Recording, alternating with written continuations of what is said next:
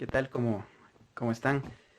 Eh, Retomando una vez más los estudios que estamos tratando cada semana sobre el libro del Apocalipsis.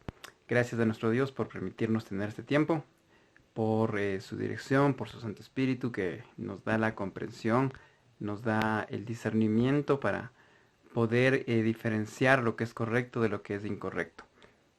Gracias por el tiempo que Él nos da y sobre todo por que a cada instante su presencia está en nuestras vidas, es constante, no solamente es de un tiempo corto, sino es siempre, así como el Señor Jesús lo dijo antes de ascender a los cielos, que Él estaría con nosotros todos los días hasta el fin del mundo, y así mismo es. No podemos dudar de esa presencia de cuidado del Señor, de esa presencia de amor. Y ahora precisamente eh, en cuanto a los tiempos que estamos viviendo, en cuanto a lo que estamos mirando en el Apocalipsis, siempre se ha planteado la pregunta de si hoy nosotros estamos viviendo quizás un proceso de final del mundo, ¿no? Como se diría. Y en realidad justamente al preparar este estudio, estaba viendo algunas cositas y ahí pude encontrar una estadística un poco interesante, ¿no? Que decía que el 66% de las personas cree que estamos cerca al fin del mundo y no, no era una encuesta exclusiva por una encuestadora cristiana o por un grupo cristiano, sino era una encuestadora en general. Y la gente está convencida de que estamos próximos a terminar el mundo, a acabar las vidas, etcétera. Pero lo que está clarísimo es que eso únicamente lo sabe el Señor. Nadie, ni por más conocimiento que tenga, ni por más intuición que pueda tener, sabrá definir con exactitud cuándo y cómo todo se acabará. Pero la Biblia sí nos da referencias en cuanto al fin de los tiempos y en cuanto a lo que vendrá después de que ya no estemos aquí en la tierra. Y eso es lo que estamos estudiando. Gracias a Dios que Él ya nos ha provisto su palabra y allí nosotros podemos encontrar todas estas situaciones. No tenemos que ir a otro lado, sino simplemente buscar, abrir la palabra del Señor y agradecerle porque Él allí nos ha dado una guía, una instrucción de lo que será el futuro sin necesidad de ir a buscar a otro lado. Pero para empezar les invito a cerrar nuestros ojos y a pedir la dirección del Espíritu Santo. Oremos. Gracias, Padre, por tu amor, por tu cuidado. Gracias, Jesús, por tu muerte en la cruz que nos limpia de todo pecado. Bendice nuestras vidas, danos la sabiduría y la comprensión por medio de tu Santo Espíritu para entender tu palabra, Señor, y sobre todo aplicarla. Nos quedamos en tu presencia y te agradecemos siempre por tu fidelidad. En el nombre de Jesús. Amén. Bueno, ya concluimos el capítulo 5 la semana anterior. Hoy nos adentraremos al capítulo 6, que en realidad es lo opuesto 100% a lo que estábamos viendo, porque para resumir un poco, em, en el capítulo 1 del Apocalipsis, ya cuando lo vimos, Jesús se presenta o le da la revelación de estos 22 capítulos a el apóstol Juan. Jesús no se presenta como Juan le conoció, como un hombre humilde, como un hombre que fue crucificado en una cruz, sino Jesús se manifiesta a Juan ya totalmente diferente a lo que le conoció, como se le ve en su gloria mismo. Juan al mirarle al Señor lo único que hace es caer como muerto, como él mismo lo describe. Y esa imagen de Jesús nos da a entender de que el amor de él es tan grande que tuvo que dejar esa gloria que él tiene y como se le mira en el capítulo 1 simplemente por morir por nuestros pecados. Ese es el maravilloso amor de Jesús. Ahora, capítulos 2 y 3 tratamos lo que son las cartas de las 7 iglesias de Asia. Allí aún todavía el Espíritu Santo está hablando a las iglesias, porque siempre cada final de carta decía, el Espíritu, oigan lo que el Espíritu dice a las iglesias, el que tiene oídos, que escuche lo que el Espíritu dice. Y es así, el Espíritu Santo nos habla a diario, nos habla constantemente, pero la necesidad del ser humano, o más bien del creyente, es irse por el camino que él o ella cree conveniente. Entonces allí en las cartas de las 7 iglesias, en las 7 cartas, Juan escribe lo que el Señor Jesús le dicta y hay siempre recomendaciones, hay siempre eh, halagos, podríamos llamarlos, o llamados de atención en cuanto al servicio que ellos daban. Pero ya cuando concluimos el capítulo 3 no se vuelve a mencionar la palabra iglesia a partir del capítulo 4, sino que ya el escenario cambia, nos encontramos en el cielo directamente y es allí cuando se presenta una adoración al Padre. Allí en el mismo trono de Él, en su misma presencia, tanto los ángeles como los redimidos, los salvos, empezamos a dar una adoración al Padre por lo que Él ha hecho y por su obra de amor. Posteriormente en el capítulo 5, en cambio, la adoración se traslada a Jesús, porque recordemos, había un rollo allí que nadie podía descifrarlo, descubrirlo, abrirlo, tomarlo, y fue Jesús el único digno de hacerlo. Y todo mundo, empezando desde el cielo, bajando inclusive hasta la tierra y debajo de la tierra, como decía ese capítulo, todos empezaron a adorar a Jesús sin problema, porque Él es el que merece toda la adoración. Ahora, ya cuando nos saltamos al capítulo 6, en cambio, la escena vuelve a la tierra nuevamente. O sea, retomamos la tierra, pero ya como lo hemos declarado en este tiempo, y en el capítulo 3 del final ya se presentó el arrebatamiento de la iglesia, o el rapto como se le conoce, y ya aquí en la tierra se quedaron únicamente aquellas personas que no creyeron en Jesús, que le negaron, o los cristianos frágiles, los supuestos cristianos, llamémosles así, los supuestos cristianos, los que creyeron que por ir a una iglesia, por escuchar un mensaje, por poner un versículo en sus redes sociales, pensaron que estaban del otro lado. Aquellas personas se quedaron acá. Pero, ¿qué sucede a partir del capítulo 6? Sucede lo que se le conoce como la tribulación. ¿Qué es esto de la tribulación? Y por eso hago este pequeño recuento para adentrarnos a la idea de hoy.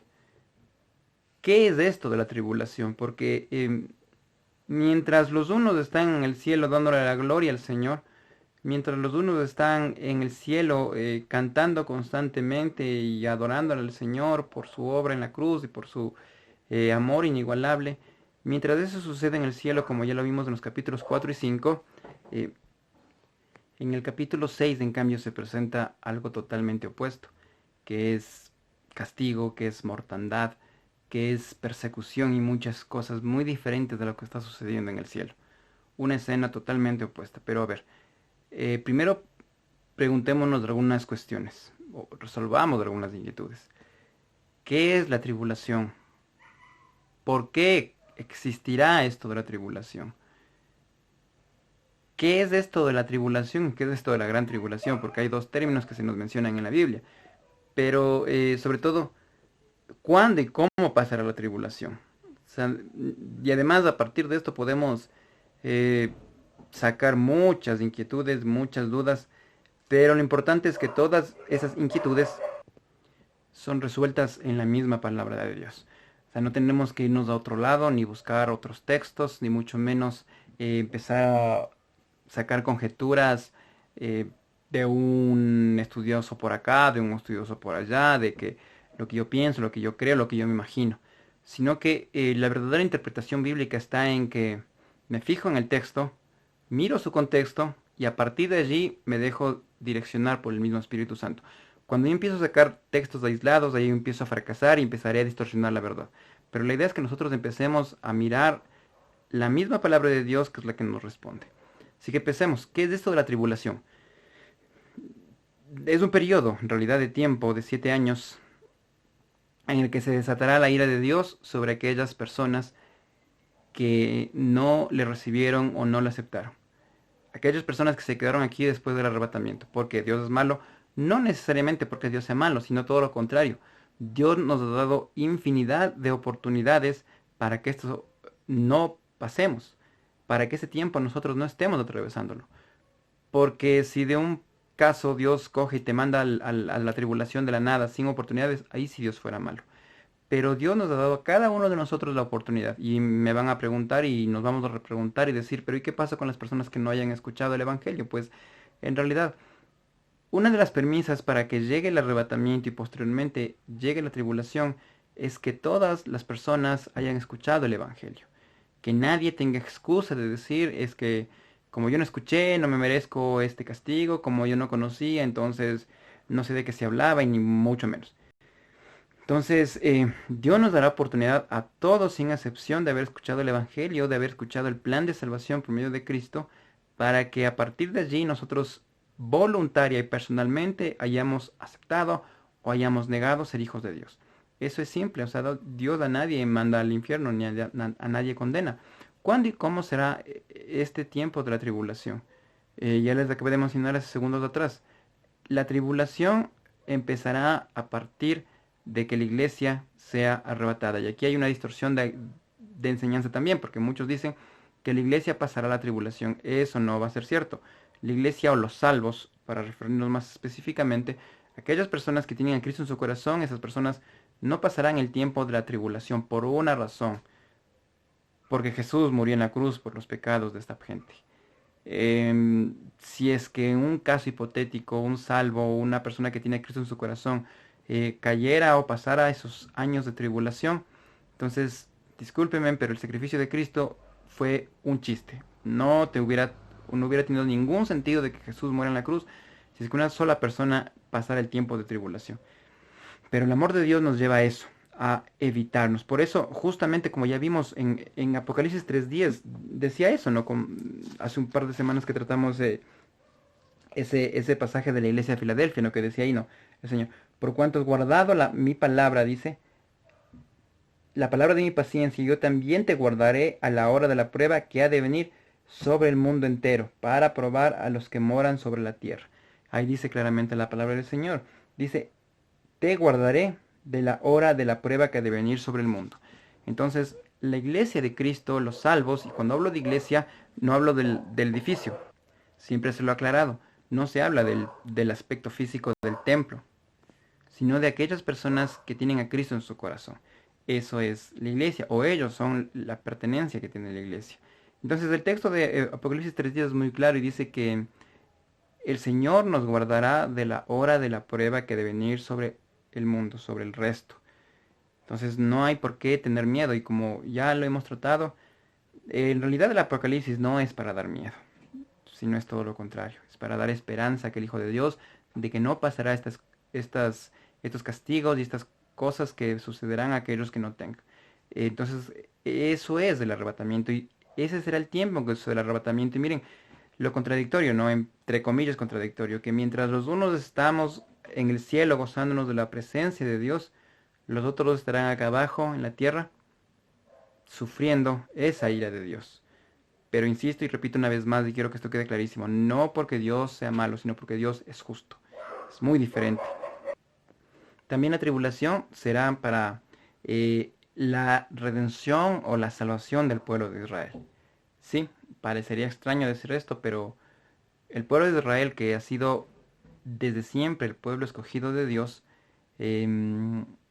será, ¿cómo le podremos decir? Será probado en estos 7 años de tribulación y ellos llegarán a entender el mensaje de salvación y sobre todo a reconocer a Jesús como el Mesías verdadero. Porque si hasta ahora Israel no, ya hablo como nación, ¿no? Porque obviamente hay judíos que sí han aceptado a Cristo y son judíos mesiánicos, como se llaman ellos. eh, Hay judíos, o la mayoría del pueblo de Israel aún está esperando un Mesías. Lastimosamente ellos recibirán al Mesías equivocado que será el anticristo, pero Dios aún así les continúa dando oportunidades. Y quisiera que revisemos un texto que valide esto. Vamos a Romanos capítulo 11. Ahí Pablo nos habla sobre esta situación de los judíos en el tiempo de salvación o el tiempo de salvación para los judíos. Romanos capítulo 11, vamos a ver unos versículos. El versículo 25 dice, porque no quiero, hermanos, dice, que ignoréis este misterio, para que no seáis arrogantes en cuanto a vosotros mismos, que ha acontecido a Israel endurecimiento en parte hasta que haya entrado la plenitud de los gentiles, y luego todo Israel será salvo, como está escrito. Así es, el apóstol Pablo lo escribió acá en Romanos, dice que Israel tiene que ser salvo, es el pueblo de Dios. Recordemos, y como dice ese mismo capítulo 11, si lo podemos leer un poco más a detalle, dice claramente Pablo de que si Dios en su voluntad, en su tiempo, en la voluntad perfecta que Él tiene, permitió que en el transcurso de la humanidad el conocimiento de Él, de su gracia, de su amor, haya sido primero en el pueblo de Israel, posteriormente pasó a los gentiles, es decir, a nosotros que no somos judíos, pero el proceso terminará en que el Evangelio será conocido y reconocido, sobre todo reconocido por los judíos, y ellos también serán salvos. Así que también los 7 años de tribulación nos lleva a eso, a, a entender de que la nación de Israel también tiene que llegar a salvación, y por eso también, ya lo veremos más adelante, habrá personas encargadas de la misma nación de Israel para predicar el Evangelio en ese tiempo. Otra pregunta que siempre nos lleva cuando hablamos de este periodo de la tribulación es, ¿qué pasará con aquellos que se quedaron acá? ¿Podrán salvarse? ¿No podrán salvarse? ¿Podrán aceptar a Cristo en ese tiempo? La respuesta es sí. Y lo vemos en el mismo capítulo 6 y lo veremos más adelante en otros capítulos o en otro capítulo, de que hay gente que se convertirá en ese tiempo. Quizás el impacto que causará el arrebatamiento de la iglesia eh, tocará a muchas personas, aun cuando no haya Espíritu Santo en ese tiempo, no haya la dirección del Espíritu Santo, pero quizás el impacto que se tenga o que se tendrá allí de muchas personas les llevará a reconocer a Cristo, pero también les llevará a que sean mártires por el reconocimiento de la salvación en Jesús. Y ellos serán muertos, pero llegarán a la presencia de Dios para vivir eternamente con Él. Ahora, en cuanto a esto es muy difícil de comprender cómo sucederá, pero insisto, ¿no? En la potestad y la voluntad de Dios hay muchas cosas que a veces a la mente humana se nos hace difícil comprender, pero a la majestuosidad de Dios es otra cosa. Por eso cuando Pablo concluye ese capítulo 11 dice que los caminos de Dios son insondables, son algo que nadie puede entender, y sobre todo que los caminos de Dios no se los puede discutir. Porque ¿quién le puede discutir a Dios si eres del soberano creador? Ahora, hay algo más que hay en la tribulación, como les decía al principio. Eh, Se menciona y se dice dos términos. Jesús los llamó la gran tribulación y en el Apocalipsis se lo conoce como la tribulación. ¿Qué es esto? La gran tribulación viene a ser ya los 3,5 segundos años. La segunda parte de la tribulación, donde en realidad se desata por completo, eh, o se muestra en realidad por completo tal y cual es el diablo o el anticristo. Porque, para resumir un poco, que ya lo iremos viendo detalladamente, eh, los primeros 3 años y medio de la tribulación vienen a ser años en que el anticristo empieza a gobernar la tierra. Mientras hay los castigos de Dios a la humanidad, mientras hay ese castigo de Dios por haber desobedecido y no haber creído en Él cuando aún era tiempo, surgirá el anticristo y hará lo que la gente más necesite en ese tiempo: tener paz. Él hará alianzas, como ya lo veremos, él hará acuerdos, él hará eh, sesiones para que, por ejemplo, como ahora lo vivimos, una relación que es insostenible y que es inimaginable que se pueda llevar adelante es judíos y palestinos. Por años, miles de años, ellos se han venido matando, y vendrá el anticristo y dirá: acá yo les traigo la paz y nos unimos. Entonces, mientras la ira de Dios se desata, vendrá el anticristo y él hará paz. Pero como dice el profeta Daniel en el capítulo 9, en la segunda parte de esa tribulación, la conocida como la gran tribulación, él en cambio se mostrará tal y cual es el diablo, empezará a perseguir, empezará a matar y no dejará que nadie viva si no tiene su marca. Esto es la tribulación. Muchos han dicho ahora que nosotros estamos viviendo el tiempo presente, dicen es la tribulación. Es una mentira, pero más grande que el universo. ¿Por qué?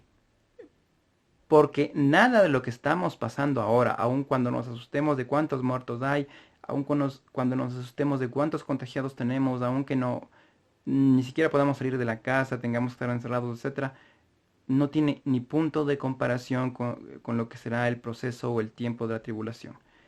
Por eso, en realidad, preferible, como dijo Pablo, las aflicciones de tiempo presente a lo que vendrá después. Nada es comparable, primero en un lado, con la gloria de Dios, y nada será comparable con el tiempo de la tribulación, y mucho peor, el estar condenado para irse al infierno para siempre. Entonces, esto hay que dejarle claro, ¿no? Que la tribulación no es una simple palabra inventada, no es una simple cosa, sino más que se ocurrieron por ahí, sino que en realidad está escrito en la palabra de Dios.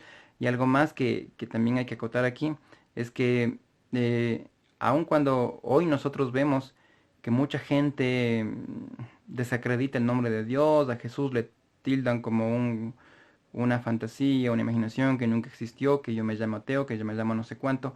Ya lo vimos la semana anterior, cuando hay la adoración, todos lo harán al Jesús, todos adorarán a Jesús, e inclusive en el periodo de la tribulación, muchos aún todavía negarán a Jesús, pero lo que será después será mucho peor de lo que se vive ahora. La idea es que nosotros en realidad estemos claros con lo que creemos y que en realidad sepamos la decisión que ya hemos tomado en ese tiempo. Pero preguntémonos algo más. Em, es importante en realidad estudiar el Apocalipsis porque lo que la gente dice es eso, ¿no? Que no hay razón de por qué estudiarlo, porque no se entiende, hay tantas figuras, hay tantas analogías, hay tantas cosas que en realidad mejor dejémosla ahí, dicen muchos, ¿no? Inclusive en las iglesias no se estudia. Pero ahora, por ese tiempo que estamos viviendo, es como que se ha hecho de moda el estudio del Apocalipsis y todo el mundo lo está estudiando. Bueno, gracias a Dios nosotros lo estábamos ya estudiando mucho tiempo antes, precisamente por la necesidad que se tenía de poder comprender estas cosas. Pero la idea es, ¿por qué estudiarlo? ¿Por qué estudiar esto de la tribulación? ¿Por qué estudiar esto de, de los sellos, de las trompetas, de tanta cosa que se nos presenta acá, de las copas de ira y todo eso? ¿Por qué? ¿Por qué estudiar esto? Miren, quiero que veamos un versículo de Apocalipsis mismo, el 1:3.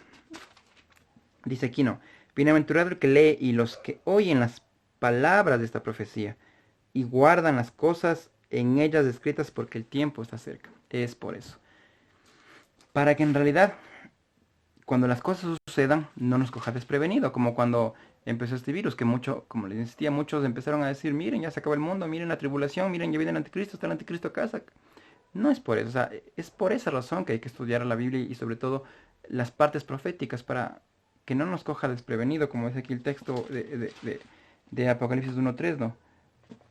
Que somos bienaventurados, dice los que leemos y estudiamos las palabras de esta profecía porque el tiempo está cerca, es lo importante.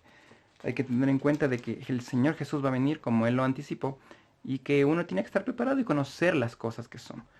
Em, a partir de lo que empieza el capítulo 6, en los subsiguientes capítulos se detallan tres tipos de juzgamientos de parte de Dios que son muy fuertes en realidad. Ya los dije hace unos segundos atrás, empezamos con los sellos, son 7 sellos, luego vamos con las trompetas, 7 trompetas igual y al final están las 7 copas de ira. Cada uno de ellos es un juicio tras otro. Pero siempre cuando llega el sexto de cada uno, antes del séptimo hay como un periodo de silencio y de pausa. Y hasta que se venga lo que viene después. Y es por eso tener claro todo esto. Porque repito una vez más, no podemos nosotros estar eh, pisando en el aire y de pronto damos un mal paso y nos vamos para abajo.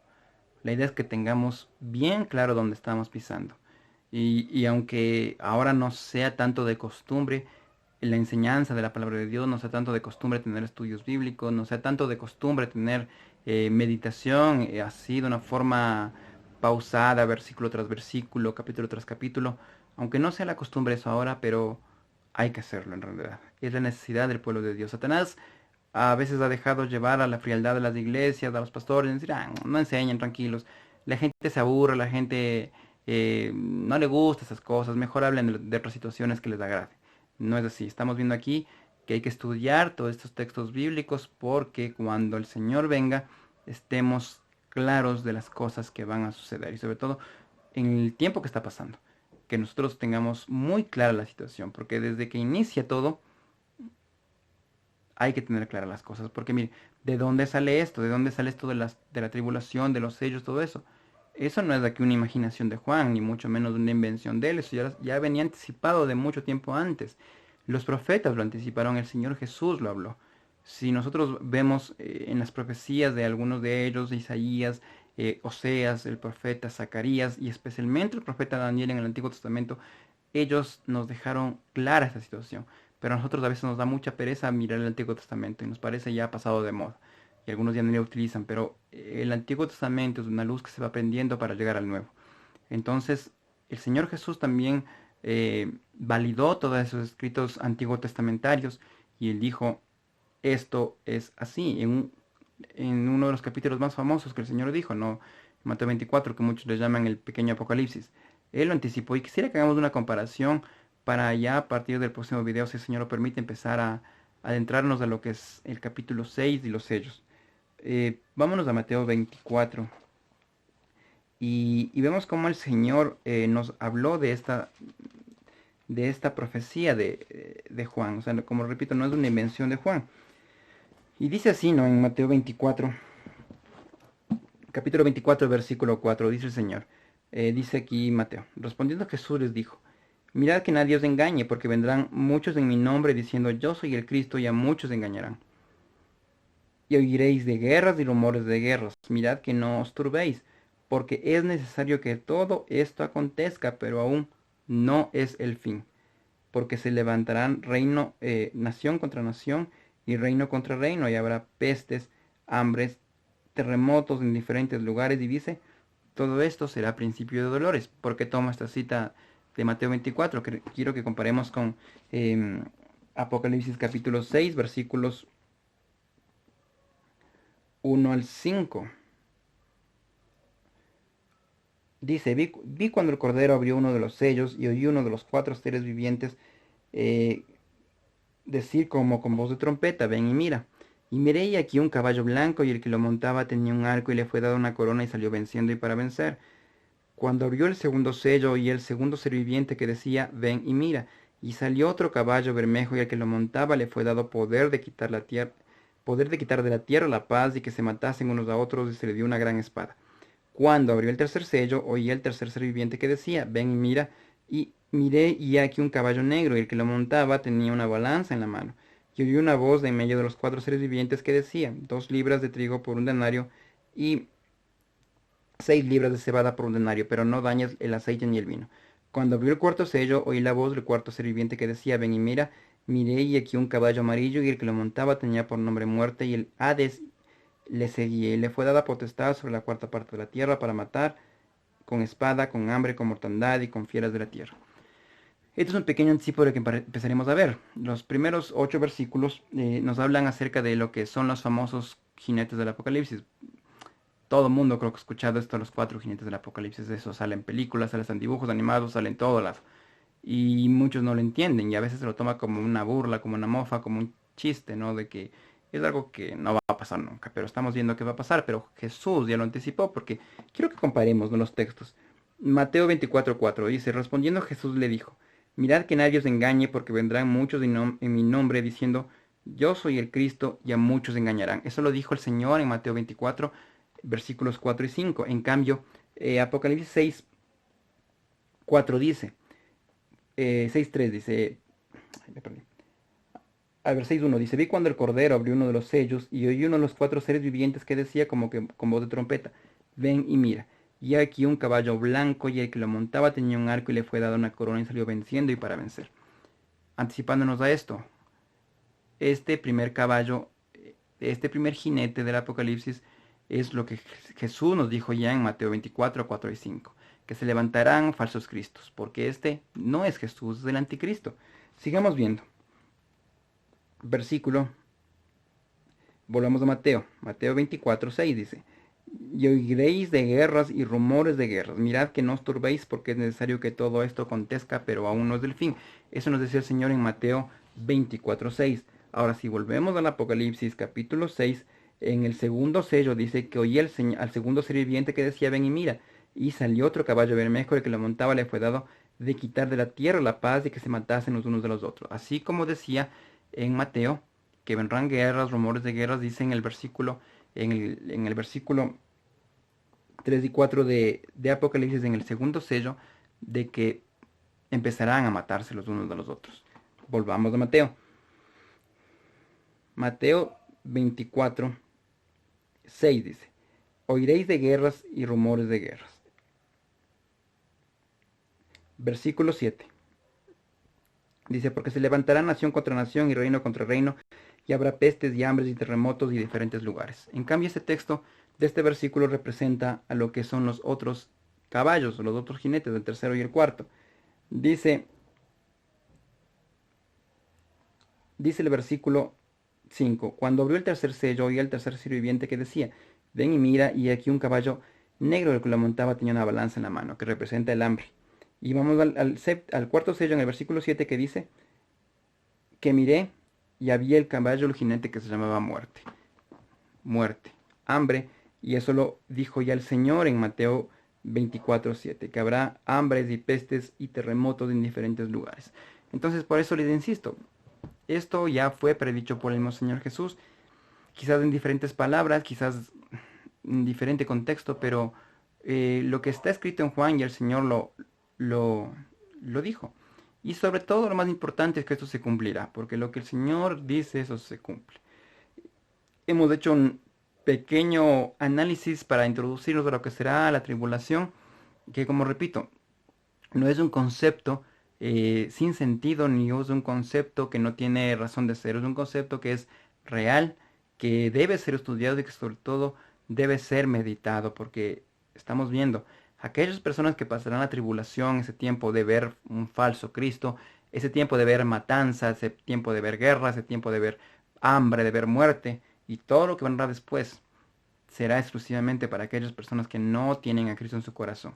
Entonces, lo importante es que nosotros hoy, digamos, o tomemos la decisión correcta, la decisión justa y necesaria, porque no sabemos qué podrá pasar más adelante. Es decir, si hoy nosotros, como repito ya por tercera vez, pensamos de que este tiempo que vivimos es la tribulación, es un tiempo tenaz y totalmente difícil, em, lo que vendrá después del arrebatamiento será infinitamente mucho más grande que esto. No tendrá ni comparación, pero al final de cuentas, lo que nosotros debemos fijarnos es en tener a Cristo. Y a veces hay mucho engaño, ¿no? Hay mucho engaño de mucha gente que dice yo tengo a Jesús y resulta que se quedará. Y hay hasta películas de esto, ¿no? Que hay pastores que se quedan y tanta cosa. Por eso hay que estar en realidad seguro 100%. Por eso a mí me gusta mucho este versículo de Juan 5:24 que dice, ¿no? El que oye mi palabra y quiere el que me envió tiene vida eterna y no vendrá a condenación, mas ha pasado de muerte a vida. Este versículo debemos tenerlo clarísimo, ¿no? El que oye mi palabra y crea al que me envió tiene vida eterna. Y dice después, no vendrá a condenación, mas ha pasado de muerte a vida. Es decir, nosotros debemos estar seguros y clarísimos si tenemos a Jesús en nuestra vida. Dice, el que oye mi palabra y cree. Es decir, el creer a Jesús nos da a nosotros la certeza y la seguridad de no pasar estos eventos. Porque dice ahí la palabra tiene vida eterna y no vendrá condenación. Entonces nosotros, cada uno de los que estamos escuchando constantemente la palabra de Dios, debemos saber y reconocer si en realidad hemos tomado la decisión de haber aceptado a Cristo. Si no es así, tenemos todavía el tiempo de hacerlo. El Señor, insisto, como le vengo diciendo desde el principio, no se cansa y no se cansará nunca de darnos oportunidades para no tener pretexto de decir allá cuando estemos en el cielo, ah Señor, por casualidad me salvé. No, sino en realidad porque Él nos dio oportunidades. O decir, si alguien se condenó, Señor, te diste cuenta, yo toda la vida fui a la iglesia y escuché y es un malo que me manda acá a condenarme en la tribulación. No, no será por Dios. Él nos ha dado infinidad de oportunidades. Así que si es que no tenemos a Cristo, hay que decir, Señor, ven a mi vida nada más. Te reconozco como mi Salvador y quiero servirte y quiero vivir para ti.